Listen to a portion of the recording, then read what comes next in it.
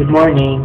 Well, I'm Yo and first, congratulations kasi pinanonood mo yung video na to. Isa kang open-minded na tao para panoorin ng video na to. It's either nakita mo lang or pinadala sa'yo. Ako naniniwala kasi ako na walang aksidente sa mundo. By the way, tungkol saan na yung video na to? What to expect in this video? Unang-una, I'll be presenting para bang strategy, business strategy lang siya. Okay? Wala akong i-represent na kahit anong company or kahit anong produktong ibebenta sa inyo dyan kasi medyo hindi ako marunong sa benta-benta. So, pwede to kahit simpleng tao ka lang, pwede mong gawin to pandagdag, kahit ano ginagawa mo, kahit may trabaho ka, okay lang, hindi mo kailangang iwanan yun. Kumaga, plan B lang to, pang backup mo lang. Mas maganda naman, di ba? Nagdadagdag tayo ng dadagdag. So, it's more of an investment. Short, parang extra pagkakakitaan. Sino ba naman ang ayaw ng pagkakakitaan, di ba? Therefore, kung meron kayong questions or if ever na magustuhan niyo yung presentation na to, kontakin nyo agad kung sino man yung nag-send sa inyo or kung sino kayo namang thread naka-link yung video na to. Okay? So, let's start. So, 4 lang na principles ang pag-uusapan natin para hindi masyado mag-consume ng oras. Yung 4 na principles na yan, ilalagay natin dito, lahat yan sa gilid para maya pwede natin balikan. First principle, parang alam nyo yung first principle natin it's called cash flow quadrant. Familiar kayo? Kay Robert Kiyosaki. Isa siyang business tycoon sa Hawaii. Actually, isa sa mga pinakamayayaman ngayon. Sabi niya sa libro niya na cash flow quadrant, diniscuss niya dito yung 4 na main na pinagkukunan ng income ng mga tao. So, pakita natin. Actually, sa 4 na quadrants na to, wala naman sigurong masama sa lahat yung kailangan ng business world. Yun nga lang, syempre, sa mga bagay, lagi may good, may better, may best. Okay? First, ang unang pinagkukunan ng income ng mga tao, kilalang kilala, pinaka-common. Nag-aaral ka na napakaraming taon, sabi sa'yo ng magulang mo, anak, mag-aaral ka na mabuti para pag-graduate mo, makakuha ka ng magandang trabaho. Okay, so basically, for easy employment or yung mga employees. Okay? Well, wala namang masama sa pagiging empleyado. Marangal yan, hanap buhay.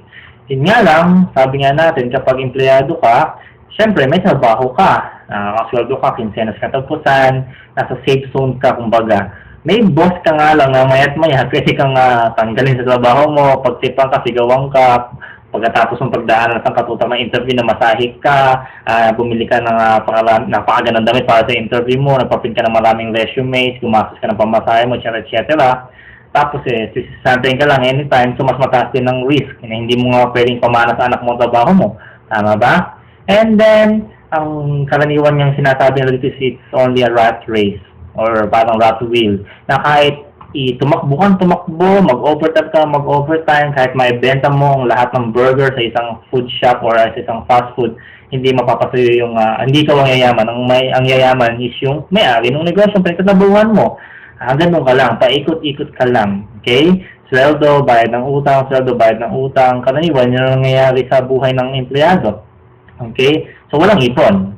Basically, walang ipon. Pagdating ng isang dilubyo, wala nang gastos, wala nang magastos. Okay? Karaniwan pa, pinabibili lang ng mga motor, cellphone, etc. So, kulang sa financial education. Okay? So, pang-survival lang siya talaga. Sabi nga natin, mag-iiba yung hanap buhay sa hanap yaman. So, kung gusto mo ng survival or security, pwede din na employment. Pero kung gusto mo maging successful, medyo mahihirapan niya tayo dyan. Ilang taon ang gugugulin mo. Ang karaniwan kasi sa mga empleyado, ang gusto lang nila yung parang sinasabi nila safety blanket. Okay? Safety blanket, ano yun? Yung tipong pa nag-retire ka, meron kang SSS, may pension plans ka, etc. Yun, actually sa pagiging empleyado, pare-parehas lang yan.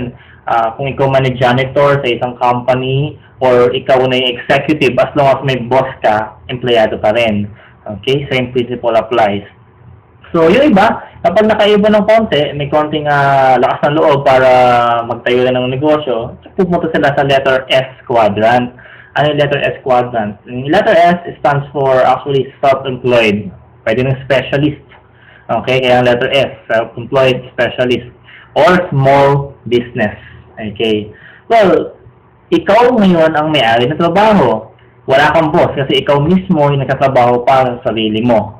Yun nga lang, again, ang disadvantage, wala kang growth. Kasi kung ano yung ginagawa mo, yun at yun lang din. For example, self-employed ka or specialist, doktor, ayan, may picture tayo sa baba.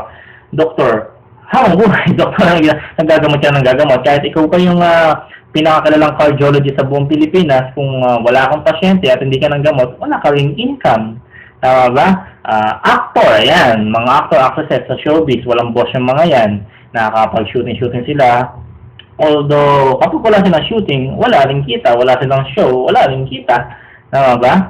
Okay? So, dahil walang sistema, for example, sa self-employed, may sarili kang small business.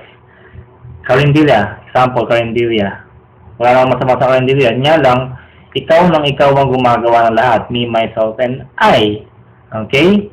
Ikaw na yung naninindahan ng ititinda mo. Ikaw pa yung magluluto, ikaw yung magtitinda, ikaw yung magbabantay, at in the end of the day, ikaw pa magliligpit at magbibilang kung magkano kinita mo. Sinosolo mo. Tandaan nyo, walang yumamang mag-isa. Okay? Kaya nga laging may Lucitan Group of Corporation, Hennessy Group of Corporation, kasi walang yumamang mag-isa. Okay? Ang nangyayari kasi sa letter S is do it yourself. Parang gusto mo kasing independence, okay? Pili mo pag magaling ka, maganda ginagawa mo, ikaw ang sikat, malaking kikitain mo. Yun nga lang, dahil meron kang small business or self-employed ka, hindi ka malamang makapagbakasyon, hindi ka pwede magbakasyon. For example, may flower shop ka na ikaw ang nagbabantay, hindi mo pwedeng sa yung flower shop mo ng isang buong linggo, wala kang kikitain. Diba? Okay, may katabi ako dito, hindi natatawa siya. Okay? According to the book, kung gusto lang nating umasenso sa buhay, as in, well, hindi tayo dapat mag-focus sa quadrant ng letter E at letter S. Yes, siguro pwede maging stepping stone, pero sabi sa book, wag daw tayo mag-stay dito forever. Bakit? If we will be looking at this graph, mapapansin natin ang effort natin will always be equal to your income. Dahil lagi natin pinagpapalit yung oras natin para kumita tayo. For example, may trabaho ka, kailangan mong pumasok para may sweldo ka. Kahit masakit ang ulo mo, o nilalagnat ka, o pagod na pagod ka, inaantok ka pa, kailangan mong gumising ng maaga para magkasweldo ka. Kung ikaw man ay doktor, kailangan mong manggamot, abogado, kailangan mong tumanggap ng napakaraming kaso para may kita ka. Kung ikaw man may flower shop o nagpipil ka ng t-shirt, may maliit kang business, kailangan mong tauhan yan, kailangan mong magluto sa kalendar mo, and so on and so forth. Kailangan mong gawin yung specialty mo para magkaroon ka ng kita. Your income will always be equal kung ano yung effort na nilabas mo. The question is, paano kapag dumating yung pagkakataon na let's say, hindi ka makapasok, matanda ka na, mahina ka na, nagkasakit ka, umabsent ka sa trabaho mo, therefore, wala kang effort, wala ka ding income. Tama ba? Bakit dumating yung pagkakataon na hindi mo na kaya manggamot or hindi mo na kaya mag-shooting, pag artista ka, wala ka ng career, okay? Therefore, wala ka ring income. Kaya ang letter E at letter S quadrants ay nagpo-fall under sa principle ng no work, no pay. Huwag kang magtrabaho, wala kang kita. Naintindihan po ba? Well, minsan, nagkakaroon ng maraming pera, lalo na yung mga nasa S quadrant, lalo na yung mga magagaling mag-ipon. Yun nga lang, hindi mo siya ma-enjoy. Remember, pinagpapalit mo yung oras sa pera mo. Kapag huminto ka, wala kang kikitain. That's why yung letter E at letter S quadrants ay naka-under sa tinatawag ni Robert Kiyosaki na poor side. Okay? Dahil ang tawag sa income generation ng dalawang quadrants na to ay active income. Meaning to say, ikaw or you are working for the money. Yes? So, anong gusto natin ngayon? From poor side, mag-shift tayo papunta sa rich side. Yan. Siyempre, sino ba naman ang ayaw makaahon sa paghihirap? Tama ba? Sino ba naman ang gustong lagi na nanghihingi ng ulam, etc. Siyempre, lahat tayo gusto rin umahon sa buhay. So, sino-sino ba yung mga nasa rich side? Una-una, first quadrant would be the letter B. Okay? Ano yung B? B stands for businessman. O yan yung mga mayroong big businesses. Yan, mga malaking negosyo. Tanong, parehas lang naman ng negosyo, small business at big business. Pero ano ba ang pinagkaiba nila? Bukod sa small ay maliit at ang big ay malaki. Well, karaniwan sa mga nakakausap ko, ang lagi nila sinasabi is capital daw. Yes, definitely meron siyang kinalaman, capital, dahil maglabas ka ng maliit na puhunan, maliit lang din ang babalik sa'yo. Parang sari-sari store, yung mga maliit na negosyo. Pero maglabas ka ng malaking puhunan, let's say nag-franchise ka ng isang fast food, nagtayo ka ng mall, malaki din ang kikitain mo. Pero sana maalala natin na may isang tao na dati, na sapatero lang, nagre-repair ng shoes, na meron siyang small business, nagawa niyang i-transform into big business. Mall na nga siya ngayon eh. Hindi ko sasabihin yung pangalan niya, pero SM yon. Okay? Okay, so therefore, hindi factor ang capital. Okay? You know what's the big difference between S quadrant and the big business or the big quadrant? Is what? Ang big business ay merong system or sistema. When you are a businessman, you own a system and people work for you. You are surrounded by great and talented people na nagtatrabaho ng mga dapat ginagawa mo. Therefore, nagkakaroon ka tinatawag ng delegation. Definitely, syempre, you are the boss. Ikaw ang may-ari ng negosyo. Sa'yo sila nagtatrabaho. Yung mga letter E quadrant, under mo. Okay? Hindi rin kailangan required na nandun ka sa negosyo mo. For example, sa mall, hindi mo naman nakikita may-ari ng mall pero kumikita siya kahit wala siya doon. For example, sa fast food, hindi mo naman nakikita yung may-ari ng fast food pero kumikita siya kahit wala siya doon. And definitely, napakadami mong oras. Let's say, sa pamilya mo lang, pwede kumikita kahit iwanan mo yung negosyo mo. Pero syempre, sa pag-negosyo, hindi naman isabihin ng negosyo, isa, one trabaho. Syempre, minsan, binabantayan mo pa rin yan. Pero dahil nga may sistema ka, using that system, kahit wala ka, gagana at gagana yung negosyo mo. Well, tingnan natin isang good example. Magbigay tayo ng pangalan. Isang kilalang Pinoy brand, Jollibee. Well, ano ba pinakaiba ng Jollibee sa simpleng karinderya? Ang karinderya may chicken din naman. Ang Jollibee may chicken din naman. Minsan nga, ang karinderya may free soup pa. Ang Jollibee wala. Pero bakit yung mayaman ang Jollibee kaysa sa karinderya? Dahil nga, ang Jollibee ay may sistema. Para bang may pattern na lang lagi ang lahat ng ginagawa. Okay? Pagpasok ng kliyente or ng kakain, babubuksan ng guard, pupunta sa cashier, kukunin ng cashier yung order, lulutuin sa kitchen, and then serve ng crew. Okay? At para bang may manual na kahit magpalit sila ng crew, every 5 to 6 months, yun at yun lang din ang gagawin ng crew. Kahit mag-branch ang may-ari ng Jollibee, yun at lang din ang gagawin niya. Tama ba? At kahit wala din yung may-ari ng Jollibee, tuloy-tuloy pa rin ang Jollibee niya. That's the system. Okay? Tingnan natin yung graph niya. Yung kanina, naalala niyo yung graph ng E tsaka S. Ito naman ang graph ng mga nasa letter B. Ang effort mo at ang income mo, ganito. Siyempre, sa una, medyo malaking effort mo. Inaaral mo pala yung system, pinapalaki pala yung negosyo mo. Baka nga sa unang araw ng shop mo or ng negosyo mo, ikaw pa magbantay. Malit pa yung income mo. I get? Pero darating dahil may tauhan ka na, dahil may mga sistema ka na, mag-i-improve, magbabasot ka na, lumalaki ang income mo, and yet lumiliit na lang ang effort mo. Siguro, sa liit ng effort na yan, malaki na ang kita mo. Dahil yung effort mo na yun, yung patawag-tawag ka na lang, pabisibisita ka na lang, inaalam mo na lang kung anong gusto mong i-improve sa shop mo, etc. That's the system. Okay? So, yan kagandahan ng big business. Ngayon, sa lahat ng quadrants na to, ang pinakamaganda is what? Kasi letter B, kahit paano, magtatrabaho pa rin talaga dyan. Tama ba? Lahat naman yan eh. Okay? Pero ang pinakamaganda according to Robert Kiyosaki is the letter I quadrant. I stands for INDIE. No joke.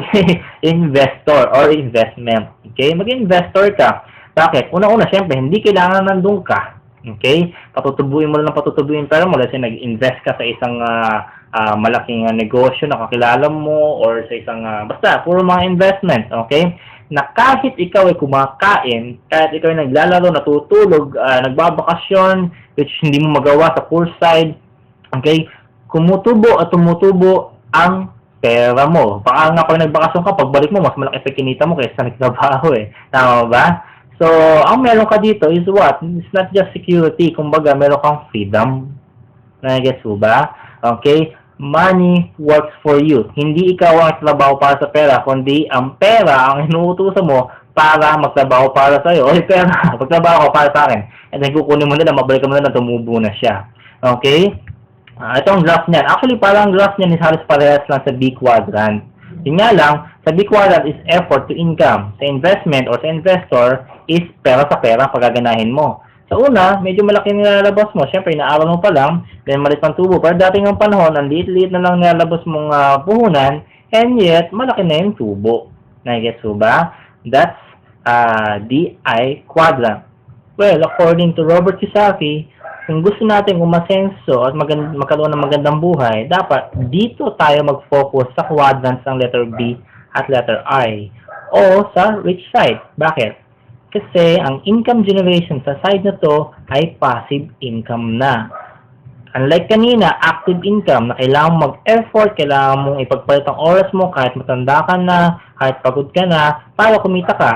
Unlike sa passive income, kahit wala kang ginagawa, nagbabakasyon ka na, or minimal na lang effort mo, or kahit nasa retirement age ka na, at nagpapahinga ka na lang sa bahay mo, as long as may gumagana kang negosyo, malaking negosyo, at meron kang tumutubong investment, kikita ka. That's why passive. Okay?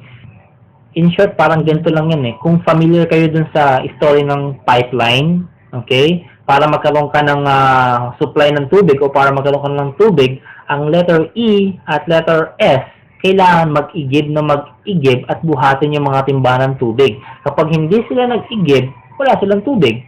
Pero ang letter B at letter I, hindi sila nag-iigib. Nagtatayo sila ng pipeline. Well, sa una, siyempre may effort, pero dating ang panahon, kapag natapos yung pipeline nila, hindi na nila kailangan mag-igib ng tubig.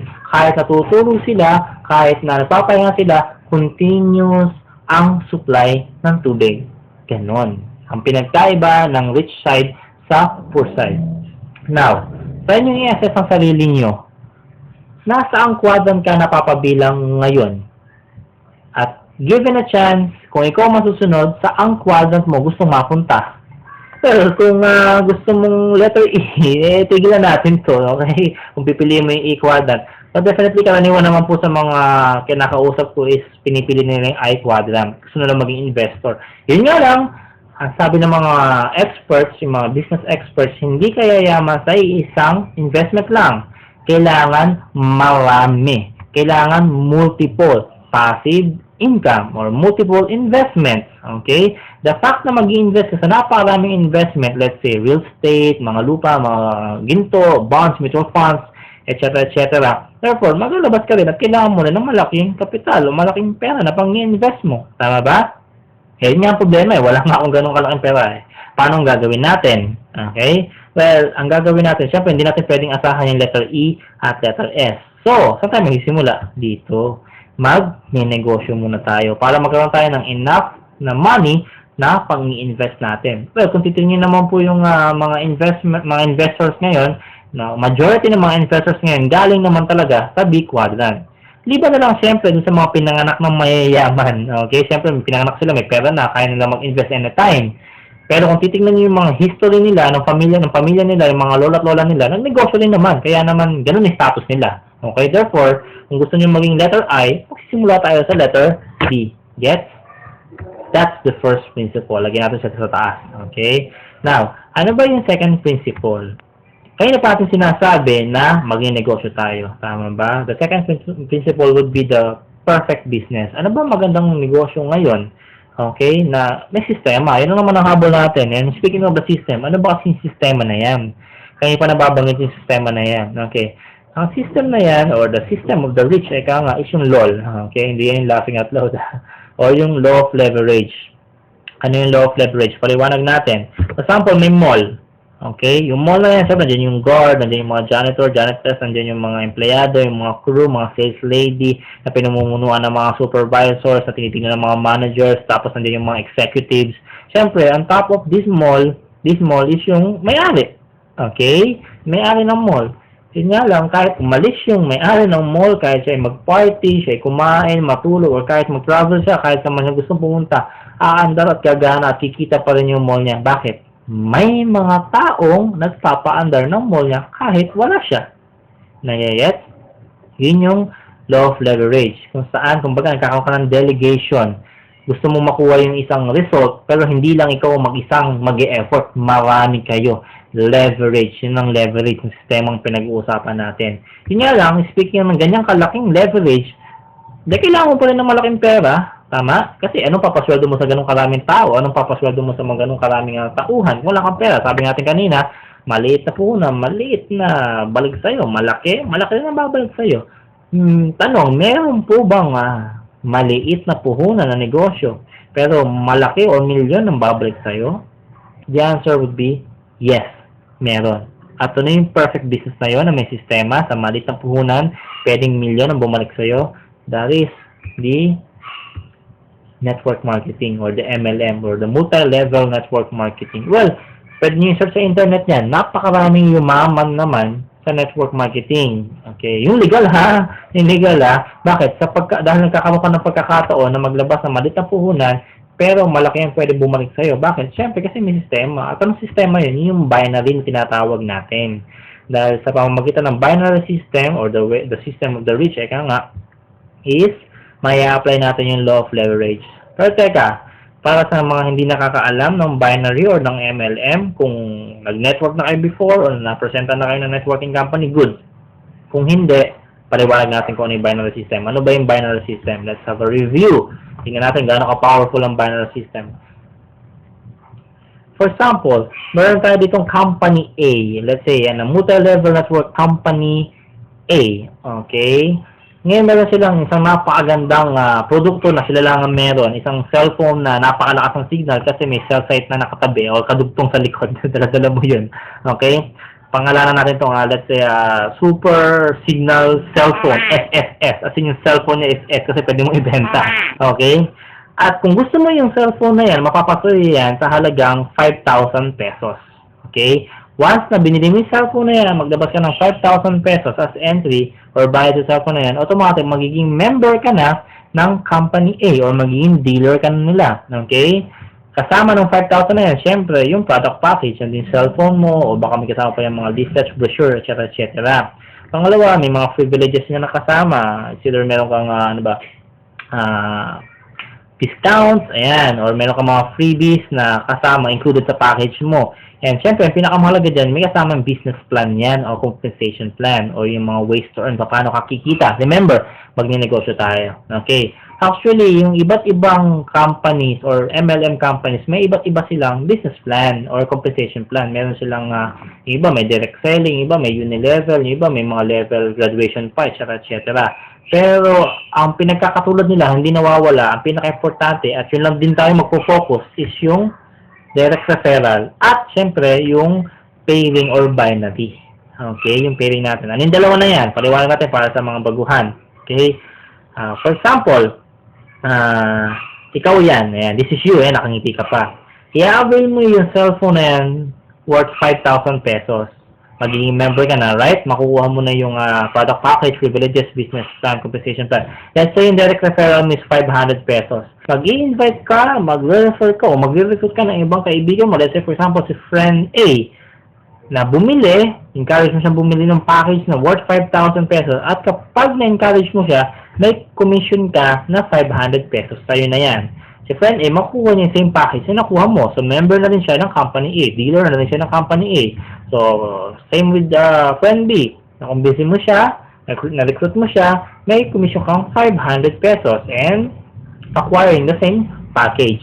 Okay. So, the more friends na ma-refer ka o ma-recruit ka, mas marami kang direct referral. Yun nga lang, hindi ka iyaman siguro sa 500 o 500 lang. Baka naman sa katutak na or let's say, sakrak na cellphone ang kailangan mo ibenta para magkaroon ka ng ganong milyon.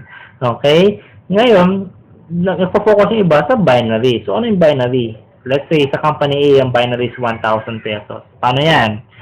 From the word buy, meaning dalawa.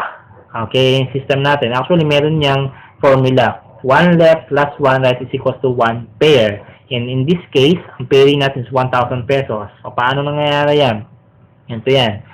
Kasama ng business package mo is magkakaroon kang tinatawag na online account. Makikita niyo syempre online saan? Sa internet. Okay? Sa online account, makikita mo meron kang left sales group or left group mo and the right sales group mo. Okay? For example, dumating ang Monday, na-invite mo si friend A at friend B nga. Tama ba? Bukod sa kumita ka na sa direct referral na take pa 500, pwede kang mag-decide ngayon saan mo sila ilalagay. For example, sa friend A, nilagay mo sa left sales group mo. At si friend B, nilagay mo sa right sales group mo. Remember, ang formula natin is 1 left plus 1 right is equals to pair. In this case, meron kang 1 left at 1 right. Therefore, meron kang pair na 1,000 pesos. So, sa Monday, kumita ka ng 1,000 pesos. Let's say, syempre, sabi ko nga, same package din. Ang meron ng friend A at friend B mo. Hindi naman sila sumali para magpakit lang. Okay, gusto nila kumita ng pera. Okay, mag-i-invite din sila or mag-refer din sila ng ibang kaibigan nila. Okay? Okay, for example, pagdating ng Tuesday, ikaw, busy ka sa trabaho mo, may ginagawa ka, pumasok sa eskwelahan, hindi ka nakapag-invite. Pero sa friend A at friend B mo, nag-invite, nakakuha sila ng friend 1, friend 2, si friend 3, at si friend 4. Siyempre, kumita rin sila ng tigwa 1,000. Nangyari rin kay friend A at friend B, nangyari sa'yo. Tama ba? Yun nga lang, siyempre, hindi ang topic natin dito, hindi sa friend A at friend B. Ang pinag-uusapan dito, ikaw, you. Yan, you. Okay, remember, may bagong tao ka sa left at may bagong tao sa right. Therefore, may pair ka na naman. Kahit hindi ko nag-invite, may bagong tao ka sa left at may bagong tao sa right, may pair ka na naman kahit hindi ko nag-invite. Pagdating ng Tuesday, kumita ka ng 2,000 pesos kahit wala kang ginagawa. Okay? Monday, Tuesday, total ang kinita mo, 3,000 pesos. Paano pa kaya pag Wednesday, Thursday, Friday? Magkano nakikitain mo? Bakit? Kasi, matutusin passive na yan, di ba? Kahit wala kang ginagawa. As long as nag-i-invite yung mga tao sa baba mo, pares ka ng pares, kahit di mo nakilala yung mga tao pumapasok sa ilalim mo. Papares sa'yo yan. That's the power of binary. That's the power of MLM. Well, kung perfect, passive siya kung perfect. I mean, kung lahat makakapag-invite, kung lahat masusunod. Okay, yung binary principle. Pero kung hindi, you have to invite, benta, benta, invite, nakakapagod. Okay? Nakakapagod. Well, let's say, sabihin natin, masipag lahat ng mga downlines na tinatawag natin, yun yung mga taong sa baba, masipag lahat ng downlines mo. Congrats. Okay? Yun nga lang, no? So, passive na siya. Parang investment na siya kasi kumikita ka na at wala kang ginagawa. Tama? Malinaw naman. Remember, kailangan multiple. Diba? So, ang ginagawa ng ibang network marketers, ang ginagawa nila para magkaroon sila ng multiple income, ang ginagawa nila, nag-multiple account sila. Paano yan? This is you, ikaw ulit to, at lahat ng ito, ikaw. May multiple accounts ka. Therefore, ilan to? 1, 2, 3, 4, 5, 6, 7. 7 heads, 7 na 5,000 po ang inilabas nyo. The problem is, kapag nagsara yung company A mo, kawawa, nga din ang 7 accounts mo. So, nga din ang 35,000 mo. Kasi nasa loob ka ng isang company. Patay. Pero, kung masusunod naman lahat ng to, that's the power of binary. I myself, naniniwala talaga ako sa system ng binary. Ganun ang beauty ng binary. Okay? Yun nga lang, ang Waterloo, ang kahinaan ng MLM is, yun nga, sabi nila, dalawa lang kailangan mo, then okay na, which hindi talaga nangyayari minsan, mga kaibigan. Tapos, sasabihin nila, kahit wala kang ma-invite, this is your own business, mag-focus ka lang, alam niyo yung quadrant, this is your own business, hindi ka ika-empleyado. Yun nga lang, kapag wala kang na-invite, wala kang cheque, wala kang pares, wala kang maibenta, wala kang commission. So, no work, no pay ka din. Anong pinagkaiba mo sa empleyado? Anong pinagkaiba natin? O anong pinagkaiba mo sa isang exclusive sales representative ng isang company? Sasabihin sa'yo, mag-focus ka lang. Okay, mag-focus ka lang. Well, doon nasisimula, nabe-burnout ang mga tao. Kaya, madalas sa pagkakamalan nilang scam network marketing companies. Bakit kasi hindi daw sila kumita. Well, sa sobrang dami kasi ng mga MLM companies ngayon, ganun na nagiging problema. Napakarami na nagsusupply, di ba? Dalawang supply and demand. Konti na lang din ng tao. Sila nag-aagawan na lang din. Ay, guess ba? Yun ang ginawa natin ng paraan. Okay? Yun ang ginawa natin ng paraan. Yun yung, tapos na actually. Tapos na pala. Yun ang ating second principle. It's yung MLM binary system. Again, sa first principle, ang gusto natin is mapunta tayo sa rich side. So, paano? Mag-invest tayo. I mean, paano tayo mapupunta sa investor? Well, mag-negosyo muna tayo. Ang negosyo ang gusto natin, na maliit lang ang puhunan, MLM. Yun nga lang, may konting parang downslope ang MLM. Gawa natin ang paraan yan. At anong solusyon dyan? The principle number 3. Here we go. Ito yung pinaka-puso ng presentation na to. Actually, yung first and second principle, yan yung parang backbone concept lang eh. Well, 3 and 4, the third and fourth principle, yan talaga negosyo. Here we go. Ang third principle is the CIA. Familiar? Hindi po yan yung sa Amerika, yung FBI, FBI, hindi ha. CIA, actually CIA, kapag mo ginagawa yan ng mga negosyante, it stands for Capital and Investment Accumulation. Ulit, Capital and Investment Accumulation. So, paano yan? Ang karaniwang Pilipino kasi ganito ang senaryo niyan, lalo yung mga nagninegosyo kuno. Okay? Ganito yung senaryo niyan. Magtatayo ng negosyo, magkalabas ng pera, tapos pagsisikapan, let's say after a month, kumita or bumalik yung puhunan mo or nag-ROI ka na or return of investment. Ang karaniwan sa mga Pilipino, ang gagawin nila sa kinita nila, ayan na, bili na ng kung ano-anong luho, bibili na ng magandang cellphone, pagmamalaki na nila, PSP na usong-uso dati. Magka-travel na sila kung ano-ano ginagawa nila, party all night, papainom ka pa. Okay, ang pinakaayaw ko yung IPYDL. Alam niyo po ba yun? Yung impressing people you don't like. Okay? Okay, magpapabongga ka para mainis sa'yo yung taong ayaw mo para lang humanga sila kahit ayaw mo. Okay? Doon nagkakamali yung mga tao, ng mga Pilipino. Anong nangyayari? Wala. Nauubos yung pera nila. Dumating yung pagkakataon, delubyo, nagkaroon ng konting problema yung negosyo nila, wala na silang pondo. Therefore, anong nangyari? Sarado, nagsasara yung company nila, bye-bye business dahil sa mga to. Na-get? But according to Capital and Investment Accumulation, ganito po yan. Bakit natin nasabi na ginagawa ng mga milyonaryo to? Magtatayo ka ng negosyo, siyempre, kapag ikaw ay nag-ROI na, kumita ka, let's say, 6 months or 3 months, nag-ROI ka na, kumita ka na, return of investment ka na, gagastusin mo ba? No. Gagawin mo, yung kinita mo sa first business mo is ipang tatayo mo ng second business mo. Nag-ROI ang second business mo, gagastusin mo na? No. Pangtayo mo ng third business mo. Nag-ROI ang third business mo, gagastusin mo na? No. Hanggang sa magtayo at dumami ka ng negosyo. Ito po yung sagot sa katanungan nila na kailan mo ba gagastusin ang kinita mo? Ang sagot, gagastusin mo ang kinita mo kapag yung kinita mo ay kumikita na ng pera. Okay, nagkakaso ba? Okay. Well, saan ka ba nakakita ng milyonaryong isa lang ang negosyo? Wala naman siguro, okay? Ang tawag dito is what? Diversification. Nagda-diversify ka. Hindi ka lang basta nag-upgrade. Okay, nagda-diversify ka sa iba't ibang negosyo. Parang wala namang pinagkaiba yan sa ano eh. Sa ihawan, no? Let's say ihawan, small business. Okay? Ihawan, ihaw-ihaw. Sa unang, ihaw-ihaw ka lang. After a week kumita, next week naglagay ka na ng gulaman. Problema mo ba yung customer mo sa gulaman? Hindi. Di angahangan mo lang yung sauce ng inihaw mo para lahat sila bibili ng gulaman mo. And then next week, gumita yung ihawan at gulaman mo, naglagay ka naman ng banana Q para hapon pa lang may kita ka na. That's diversification. Ano ang importance ng diversification? Magsaraman ng isang mong negosyo. Hindi ka nga. Bakit? Meron ka pang remaining na other businesses na sasalo sa'yo. Let's say for example, yung SM, magsaraman isang SM ngayon. Hindi siguro yung si Henry C. Bakit? Marami pang SM, tama ba? And hindi siguro magsasara isang SM dahil pwede silang saluhin ng ibang SM. Tama ba? Remember, nandiyan ang laging risk ng pwede magsara sa negosyo. Dapat lagi kayong may backup. Bangko nga, nagsasara. Yung pa kayang negosyo natin. Okay? Possible. Okay?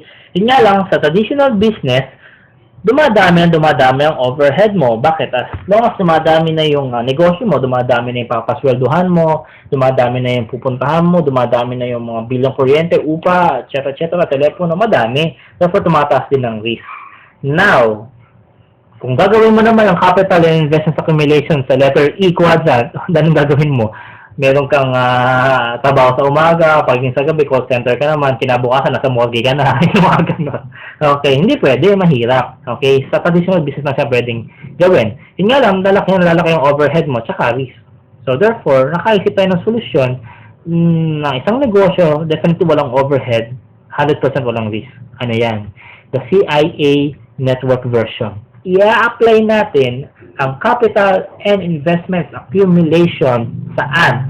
Sa network marketing or sa MLM. Paano yan? Ayan, so na yan. Here we go.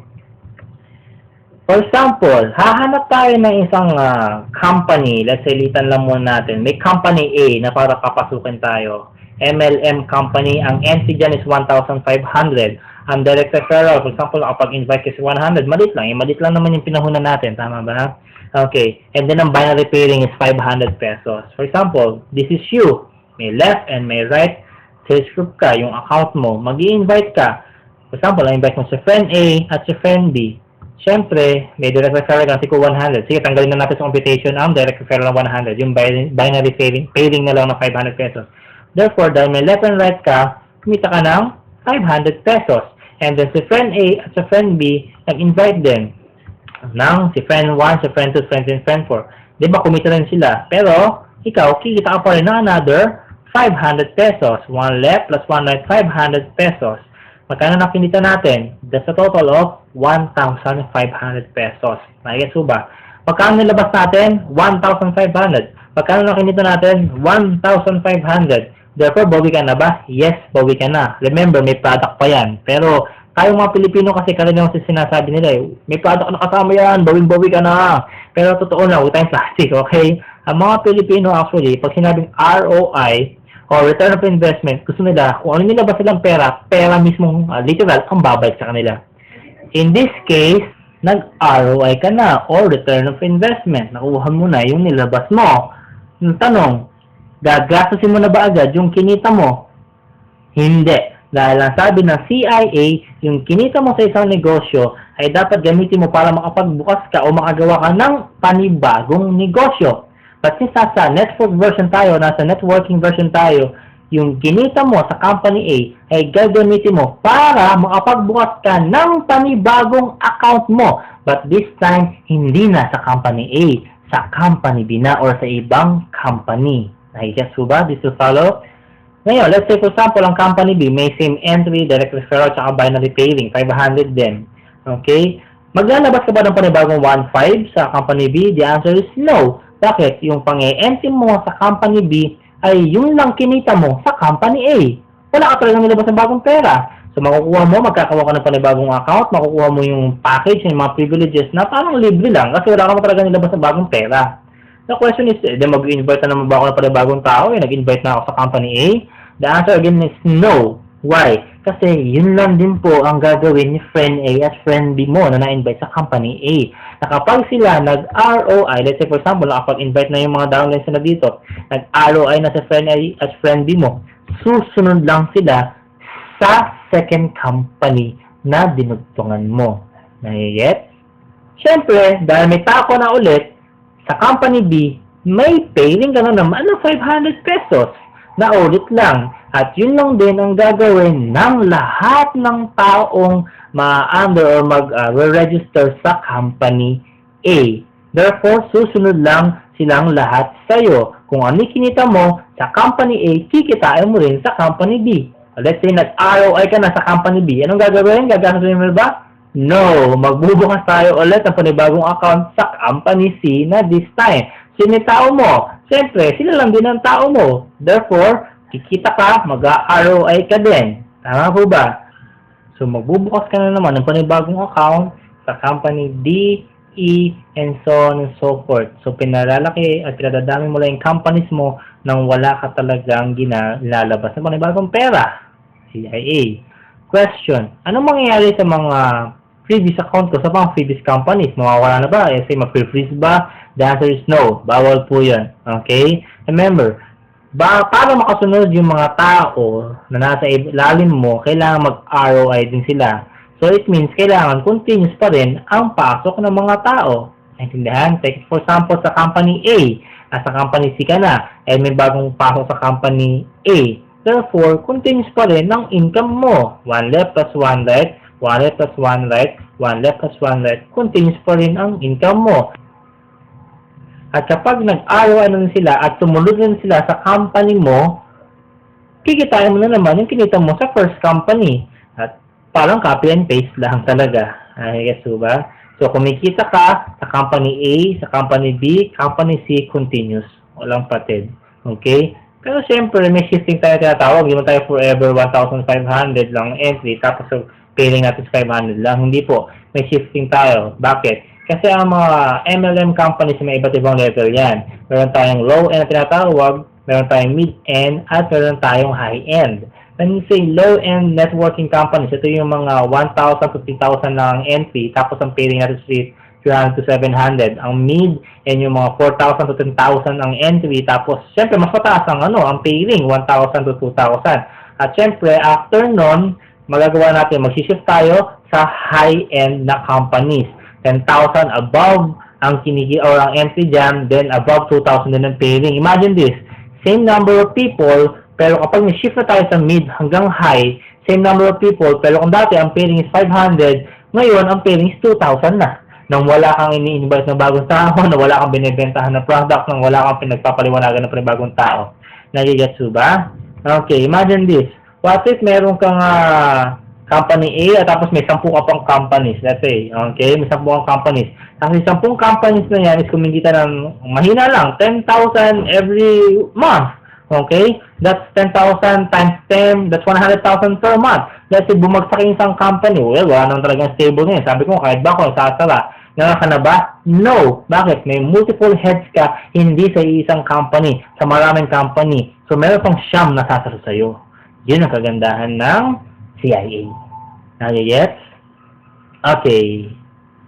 So, yun na. Yan na ang ating CIA network version. So, mag-accumulate na mag-accumulate yung mga heads natin hanggang sa makarating tayo sa, let's say, high-end. Alam nyo, guys, may mga companies na kapag naka 100 pairs ka na within a month, may kotse agad. Tama ba? May iba na may 100 or 200 pairs ka na, may Asian Cruise, may mga naka-line up pa companies tayong ganyan, okay? Madali lang sa inyo yun. Kung nagkataon, bakit? What if actually 10 low ends ang target, 10 mid ends, and 10 high ends? What if nakagawa ka na o nakabuild ka ng tao o grupo sa mga first companies mo? Mali na lang sa'yo yung mga promong gano'n dahil pag sinalpak mo yung grupo mo dun sa papasukang company, may promong gano'n, yung 1 month, kaya mo ng 1 day lang kasi encode mo na lang lahat ng tao mo doon and then pair ka na naman ng pair. Dahil lahat tayo may kotse. Yung condominium yan, buong condominium, buong building, tayo lang magkakasama. Nakikita ba kung Asian Cruise ang promo, dahil lahat tayo sa laman ng barko, tayo lang. Ganon kaganda ang CIA. Okay? Now, kung nagustuhan niyo yung negosyo, well, mas magugustuhan niyo kapag nalaman niyo yung fourth and last principle. Yes, fourth na. Bilis lang. Tama ba? Yung fourth and last principle. Now, sa last principle natin, kung nagustuhan nyo to, don't worry, sabihin nyo lang sa taong nag-invite sa inyo kasi it's for free. Yes, tama. Free lang siya. Okay, bakit? Kasi sinusunod natin dito yung principle ng page forward. Familiar ba kayo sa page forward? Actually, page forward is a movie. Ayan, kung napanood nyo yung movie na yan. Okay, medyo lumang movie na siya. Pero according to that movie, yan yan eh. Kasi karaniwang Pilipino ang ginagawa, kapag, for example, ako, tinulungan kita, anong gagawin mo? Ibabalik mo lang yung tulong or favor sa akin. Tama? Yun tatawag doon is payback. Yun yung utang na loob na walang katapusan na pinag-aawayan ng mga pamilya kasi nag-aaway-aaway sila lalo pag pera pinag-uusapan. Well, according to this movie, ang page forward, kapag ikaw gagawa ka ng mabuti sa 3 tao, yung 3 tao na yan dapat hindi ibabalik sa iyo yung pabor. Kundi hahanap sila ng iba pang 3 tao, iba pang tao na tutulungan nila, and then so on and so forth. Hindi nila ibabalik yung pabor na binigay sa kanila. Kumbaga, yung good deed, ipapasa lang nila ipapasa hanggang sa ang tadhana na magbalik sa iyo. Naiget? Okay, nakaka-follow naman. Well, that's the page forward. Yan ang sinusunod natin dito sa CIA. Paano yan? For example, nagustuhan mo yung CIA at gusto mo mag-join, okay lang. Tawagan mo agad yung taong nag-invite sa'yo, nagpadala ng video na sa'yo, encode ka niya. Siya ang bahalang maglabas ng 1.5. Actually, 1.5 ang entry sa first company natin, di ba? Siya ang bahalang maglabas ng 1.5. Sasagutin niya yung entry mo para magkaroon ka ng account at magiging part ka na ng CIA. For free! Libre lang! So, member ka na ng CIA. Bakit? Kasi yung nag-invite sa'yo, nilibre lang din. At yung libre sa kanya ay nilibre lang din. Yes? Therefore, kapag dumating yung panahon at ready ka na, hanap ka rin ng taong pwede mong tulungan. Okay? Tutulong tayo ngayon. Sabi mo, page forward kasi tinulungan lang din tayo. Hahanap ka ng taong pwede mong tulungan. Kapag ready ka na, syempre, sagutin mo rin yung 1.5 niya. Okay? Actually, dalawa yan. Okay? Kaya dalawa, 1.5 plus 1.5, 3,000 with package na yan or with product package na yan. Okay? So, basically, ang investment natin dito is 3,000 pesos. Okay? Malit na halaga. May product pang kasama. And speaking of product, for example, ako yung nag-invite sa'yo. Ako yung nasa taas mo. Okay? Ako yung upline mo. Sa akin muna mapupunta yung product. Ako naman ang libre sa'yo. Tama ba? Para fair. Pero pag ikaw naman ang libre, sa'yo mapupunta yung dalawang product. Okay? Therefore, parang hindi 3,000 na nilabas mo kasi 3,000 with package. Bawi ka na talaga. Okay, guys? Meron pang negosyong kasama. Okay. Ngayon, ano ba ang advantage or advantages ng ikaw ang nanlilibre? First, syempre, may pagkakataon kang baguhin yung pangalan. Nino. Kasi for example, ikaw to, nilibre mo si friend na nakasmile na yan, eh hindi kumilos. Ayaw man libre, ayaw mag-pay it forward, medyo makapal ang mukha. Okay, gusto kumita lang ng kumita, bawal sa atin yan, okay? Kailangan mag-pay it forward siya. So, hindi siya kumita, hindi siya kumilos, hindi siya naging productive, may pagkakataon ka baguhin siya o palitan mo yung pangalan niya sa ibang tao. Okay? So, for example, si friend ka, ayan, pinalitan mo yung pangalan niya, hindi mo na kailangan maglabas ng panibago, hindi mo na kailangan man libre ulit ng panibagong 1.5. I-change name mo lang yung nauna na hindi kumilos. Bakit? Karapatan mo yun eh. Kasi ikaw nagbayad ng account niya eh. Nayayet? Okay. Therefore, kung napapalitan mo yung pangalan, therefore, may pagkakataon kong humanap ng ideal downlines mo or yung ideal business partners mo. Therefore, yung ideal downlines mo, manilibre din ng mga ideal downlines sila. Therefore, surely, you will have your ideal group. Naiintindihan? So, lahat kayo puro ideal. So, hindi yung tulad dati sa traditional network marketing. Ikaw ang nakikiusap na, uy, mag-pay-in ka na kasi kailangan kong pumares. Okay?